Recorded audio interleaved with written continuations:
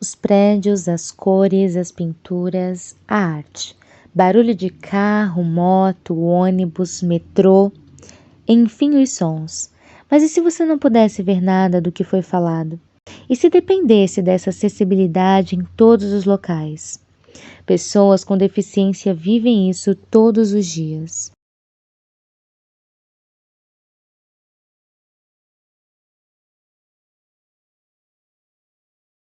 Eu não conseguia fazer uma resposta simples. Da onde vem a água? Sabia. Eu sabia o nome da água, eu sabia que a água era para beber, mas o primitivo da água, da onde ela vem de uma fonte, ela vem do poço, ela vem da onde? Da torneira, eu não conseguia responder isso. Então teve coisas que eu levei 20 anos para descobrir, 30 anos para descobrir. De uma família surda, onde tem 10 surdos na minha família. Nasce surdo há 70 anos. E minha família, ela sempre foi de luta para criar associação, escola de surdos. Eu sou de um grupo que não chega, eu vou dar um exemplo para vocês, surdos falantes. Surdos falantes é uma média de 65% a 70%. 35% a 30% são dos surdos sinalizantes. Quando eu tinha 7 anos, o meu sonho era ser professora. Aí eu fui crescendo com o mesmo sonho até eu chegar nos meus 18 para 19 e fui fazer o magistério eu acrescentei. Então, quais são as dificuldades que eu tive?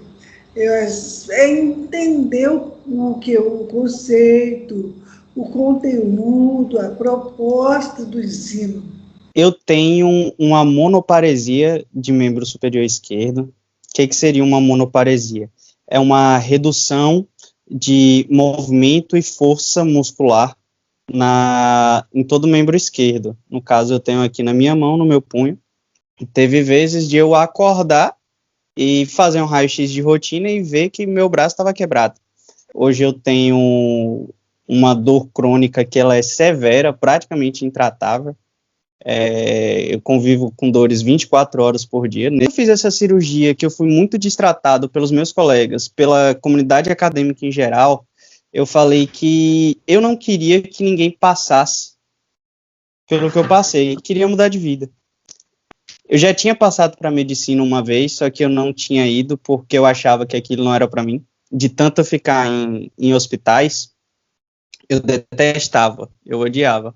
Até 6 anos eu enxergava bem pouco, né? Então eu tive contato com cores, essa coisa toda, e aí aos 7 anos de idade passei a ser de fato cego total.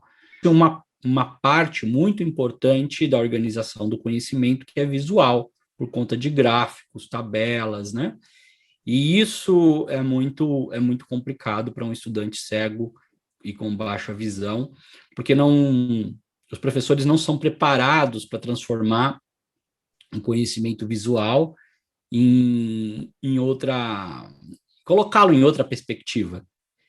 No caso dos cegos, essa dificuldade ela se amplifica à medida que a cidade precisa criar estratégias para a mobilidade que comuniquem, né, que gerem estratégias para que, por exemplo, os cegos saibam como identificar o transporte público, como se locomover. Da lei de cotas tem muita coisa. Você deu um pulo danado.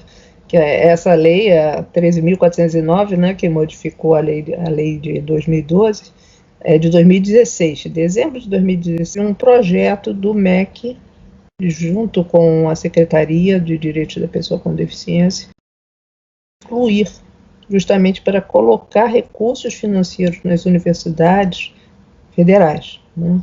E com isso, digamos, fomentar a criação de núcleos de acessibilidade, de conjuntos de profissionais e de práticas que facilitassem que a universidade tivesse algum grau de preocupação com a acessibilidade e com o ensino das pessoas com deficiência. Foi homologado pela ONU em 2006, foi ratificado pelo Brasil como emenda constitucional em 2008, e depois em 2009 foi feito o decreto 6949, de 25 de agosto. Isso tudo é do meu período de coordenação e de secretária nacional. Nós temos uma dívida histórica, né, com todos, né, com todas as pessoas, né, com o índio, com o negro e com a pessoa com deficiência. É uma dívida histórica. Me formei, fui trabalhar como psicóloga no Instituto dos Cegos, e aí de lá eu passei no concurso da Universidade Federal de Mato Grosso do Sul. É um leque enorme de trabalho, né? Principalmente desconstruindo o preconceito, né? Combatendo o preconceito e o estereótipo que essas pessoas com deficiência enfrentam no seu cotidiano. Você não vai à universidade só para assistir a aula. Você vai à universidade para ter convivência social também, para participar de todos os eventos que a universidade possibilita. É muito complicada essa luta. Por isso que é importante que haja conselhos de direitos das pessoas com deficiência, que haja nas universidades a consciência do que significa a inclusão. Quando a gente volta na Grécia Antiga e vê o que os espartanos faziam com as crianças imperfeitas, você vê que naquele momento você está privando uma pessoa de uma vida que ela poderia ter, ao invés de você se adaptar ao jeito dessa pessoa. E as pessoas com deficiência que foram conseguindo escapar disso, elas foram se tornando fortes e fortes e fortes. Nós já temos um grande contingente de pessoas com deficiência que são protagonistas das suas histórias de vida e são protagonistas de suas lutas. Mas sempre tem alguém para tentar usurpar o direito do outro. Nós temos que estar unidos para evitar essas questões. Tive um privilégio de contribuir com companheiros e com pessoas cegas, porque eu dava aula, fui aprendendo com eles e eles aprendendo comigo. E aí eu gostei muito da coisa. Achei a sala de aula assim, um lugar fascinante. Então, logo eu já estava sendo convidado para dar palestras, e chegar em uma faculdade foi assim meio que se você acredita em algo superior, eu diria que é uma bênção. Se você não acredita, você pode dar qualquer outro nome, mas para mim foi algo fantástico quando alguém acreditou, né, que alguém não teve preconceito e disse: você pode dar uma aula, eu vou chamar meu RH aqui, você vem aqui, né? E aí tava a bola cruzada para eu bater pro gol e dependia de mim só, né? A principal demanda que um professor com deficiência precisa é, primeiro, a oportunidade, e isso está muito ligado à capacidade que a universidade tem de reconhecer no educador o seu principal capital, o seu principal diferencial. Infelizmente, isso hoje já não é mais tão valorizado, né? Mas tem muita universidade boa ainda que olha para isso, graças a Deus.